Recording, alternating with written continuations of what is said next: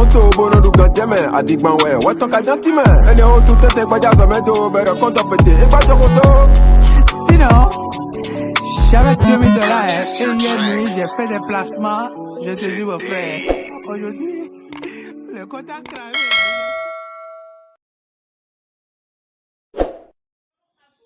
Oui, ici c'est le GBP Old, la parité GBP Old et on voit sur le graphique après une tendance baissière. Je rappelle que je trade en H1, donc je suis en trader ultra, je ne fais pas trop de swing, c'est des positions qui durent 24 heures, 48 heures, voire 112 heures. Oui, donc 3 jours, 4 jours, c'est pas du swing, ce qui est reçu. Donc, vous voyez, vous avez le GBP, Odd, oui, c'est la livre sterling contre le dollar australien. Donc, il y a eu impulsion, et puis la correction, et puis impulsion, et maintenant, ça a été cassé. Le plus bas précédent a été cassé.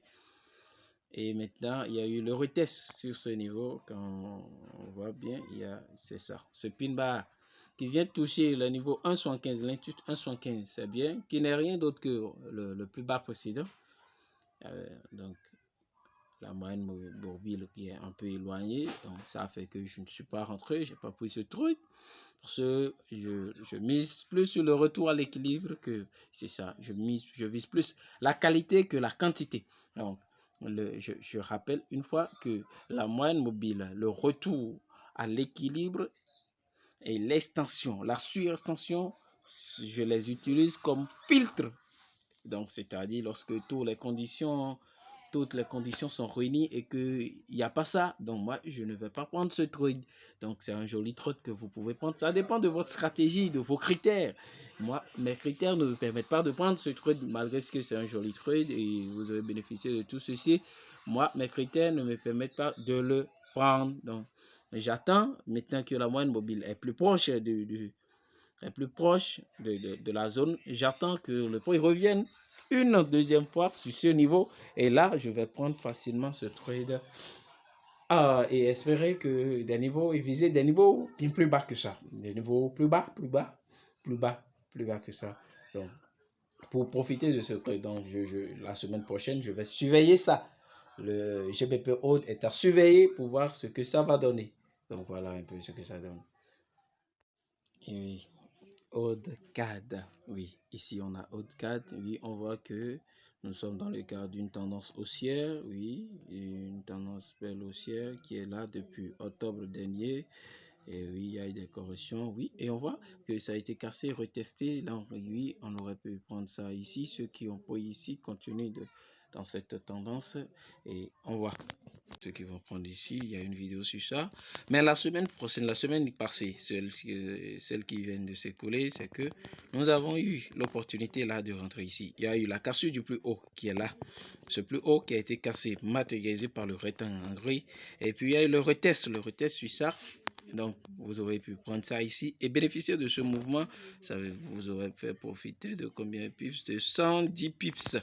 Donc, vous aurez pu encaisser les 110 pips ou soit passer à BE et actuellement vous êtes sorti à BE.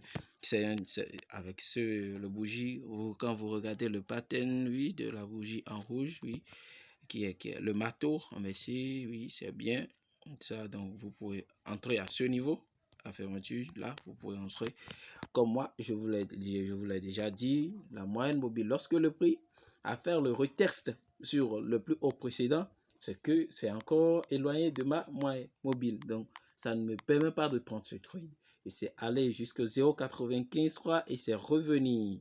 Maintenant, vous voyez, la moyenne mobile est proche de la zone du plus haut précédent et le prix aussi est là. À ce niveau, je vais attendre des signaux, des patterns qui vont me dire oui, le prix veut se retourner et continuer sa hausse et je vais prendre maintenant, oui. Et là, si vous prenez, vous allez mettre votre stop loss un peu en dessous de l'institutionnel 0,94. Donc, vous venez un peu en bas 0,80, donc vous serez à 0,93, 8, 0,93, 9, ce que vous voulez. Bon, ça dépend de la taille de votre compte.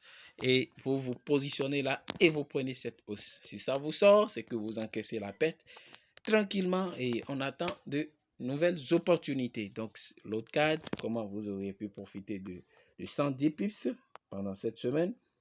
Et oui, je crois 1, 2, 3, 4, oui, donc 5, donc j'ai fait dit.